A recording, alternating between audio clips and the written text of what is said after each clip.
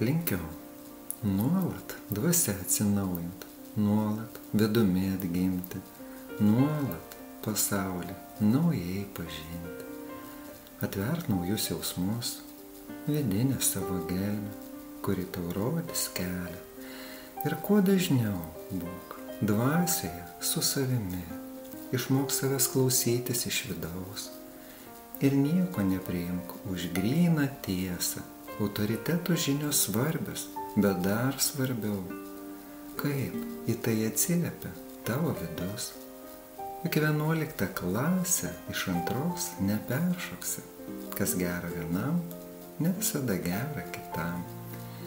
Iki fanatiškumo tik vienas žingsnis būt visame teisiu.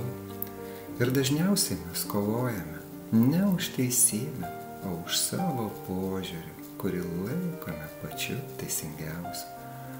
O juk praėjus laikui pamatai, kad ta teisybė buvo neteisybė. Jei nori pasikeisti ir vidumi atgimti, tai be naujų jausmų neatgimsi ir naujo savęs nesukursi.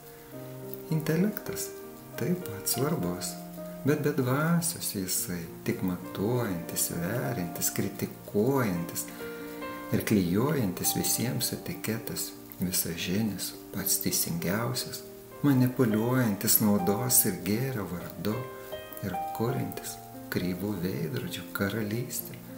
Tik ištariai žodį ir jau suklydai. Ir kuo labiau teisingas, ir tuo labiau paklydęs. Tiesa neturi eiti su pykčiu ir kritika naudinga tik tada, kai žodžiai eina iš širdies. Ir visi mes klystam, ir visi mes teisingai neteisingi arba neteisingai teisingi. Kai nėra tiesos, nėra dėl ko kovoti, nes kiekvienam sava tiesa. Žodis be dvasios ir jausmų gilių numiręs ir negyvas, neatverintis dūšios ir vidinių vartų. Ir kaip gera į visą žiūrėt širdies akimis. Ir kaip gera girdėt širdimi.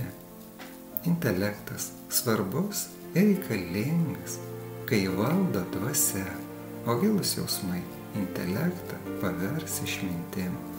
Taigi, už naujosius keliu taurę gyvenimo, išminties, tikėjimo ir priėmimo ir vidinio brendimo, kuris nesibaigs niekada, jeigu žengsi vidiniu keliu.